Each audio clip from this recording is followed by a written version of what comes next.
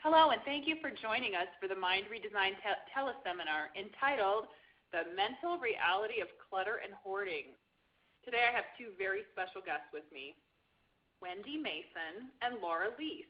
They're the owners of Found Time Professional Organizers. Wendi and Laura help people organize their lives from their office space to their homes to their computer files.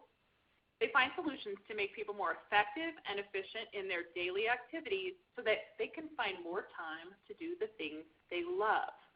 I am thrilled to have them here today. We've been working on putting this teleseminar together for a while, and I'm a big fan of the show Hoarders. What can I say? And so I'm really excited to hear about the take from professional organizers on what does it mean for your mental health when you have clutter everywhere. So Wendi and Laura, thanks so much for being here today. Thanks for having us. Thanks, Amy. Great. I would really like for each of you just to introduce yourself briefly and tell us how you got into the field of professional organizing. Laura, why don't you go first? Well, thanks for inviting us. And the first thing I'd like to talk about is I wasn't born an organized person. I had to, if you would have known me before, I felt like I was always running around and never really getting anywhere. But I realized that through systems and processes, that finding the ones that worked for me and not just the ones that were the hot buzz of the week or whatever, I'm able to simplify and organize my life and really have time to do the things that I want to do. I don't want to spend hours every night trying to figure out what's for dinner. I want to just have a game plan. And so if I can become organized, anybody can become organized. And I'd love to share some of the things and the systems that we've found that work out beneficial with others. Thank you. Wendi? Well, like Laura, I have kind of gone in and out of organizing. Super neat freak when I was young. My mom, extremely organized. Grandma, organized. Everybody organized, right, in my family. And then in the college area, kind of got out of it. I was like, woo, free bird. Everything was everywhere. Dishes hardly ever done, all that stuff, right?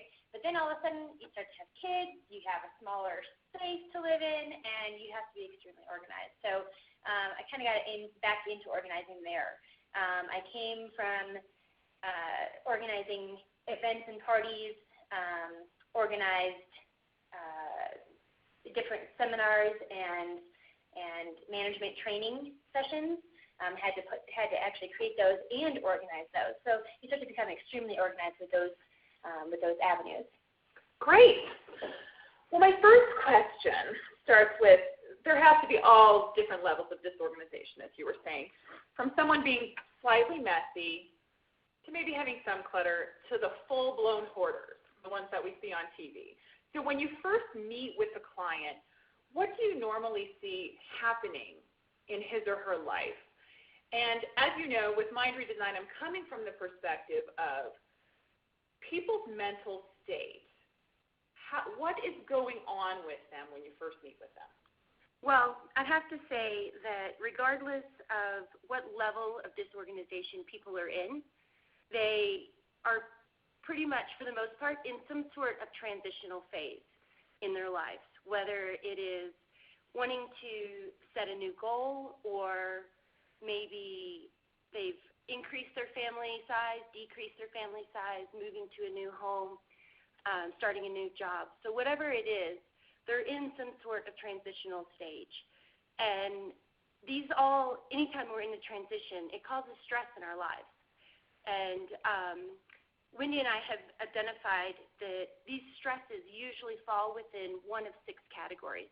Sometimes they overlap into a couple different ones, but we actually use the word stress as an acronym to identify these 6 categories. And we have the S stands for system, and then technical, retail therapy for the R, emotional attachment is E, and then the last 2 S's are situational and support. Excellent. I understand from you that these go in pairs. So let's start with the first 2, system and technical. Tell us what you see when you meet with a client or clients who are dealing with this type of situation? These are those really quick fixes that can just derail you very easy. You might have a good plan, but if that, say for example, you don't have a good way of getting things from point A to point B and getting them back to their home, that is what we call a system malfunction. And so pretty soon you're not going to get things back to where you thought that you wanted them to belong. With technical, it could be as simple as having a shelf that is too high. And so rather than putting things back on that shelf, you just throw them on the floor. Or it could be having a drawer that just gets stuck and it just continuously grates on your nerves, opening and closing it. So you just end up putting things on top of your dresser instead of in the dresser where it belongs. And isn't it funny how long people will put up with those little issues? Oh, yeah. When we go into people's homes, all of a sudden we're like, this is like a twist of a screwdriver, or take a little pan. That's a nice little organizing tip, is that squeaky drawer, that drawer that sticks. The pan spray? It does the trick. You spray it on your drawers, and it unsticks them. Yep, windows. The other thing with technical, we have, in this day and age, there's so many technical gadgets out there, and everyone has to have the next latest and greatest toy. But if those toys are going to cause you more stress because you're not comfortable in that environment, don't jump into that environment. You don't have to have an iPhone just because everyone else does. So sometimes those tools that are meant to be helpful for us and actually streamline things end up causing more havoc and stress because we're just not. It's not the system that we want to use or that we're most preferred. So some people should stick with their $19.99 flip phone. Absolutely. Hey, if it's not broke, don't fix it. Great. Let's move on to the next two. We have retail therapy and emotional attachment. Now, this is where some of the work that I do in my field comes in, where people are looking to fill a void, and they're looking outside of themselves. So it might be shopping, or it might be things. So tell us about what happens when you encounter people who are dealing with the retail therapy or emotional attachment. Well, and like you said, these are a little bit harder to deal with. With the systems and technical issues, those are typically quick fixes that don't take a lot of soul searching to get to the bottom of. But with the retail therapy, a lot of us have developed coping mechanisms. Some of us eat, some of us shop, some of us do other things. And just in general, we just try to encourage our clients to find healthier alternatives to dealing with some of these situations that might come up. So instead of having a bad day, instead of going out and shopping or maybe indulging in snacks or other things like that, you could go out and get some exercise or read a book or do some kind of meditation that doesn't increase your clutter, but it will decrease the stress level of your day. Go ahead, Wendi. And also on that note, a lot of people think, I need to get organized, I need to declutter, I need to get streamlined. And they go out and they buy all these awesome-looking organizing systems or tools. Tubs, the container store.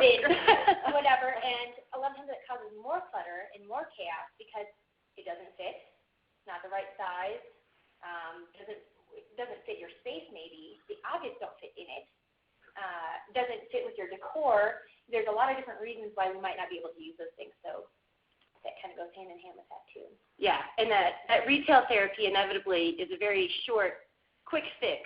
It might give you those warm, fuzzy feelings while you're making the purchase, but then when you get home, inevitably you have to deal with the reality of the issue that you had in the first place. I read a quote about retail therapy. It says, "The trouble, of course, is that retail therapy never solves the underlying insecurity." And this doctor, who is a psychologist, says, "Buying those heels doesn't in any way address your worries. Thus, you remain stuck, but with dozens of pairs of shoes." Absolutely. Yeah, so you've seen that. Many times.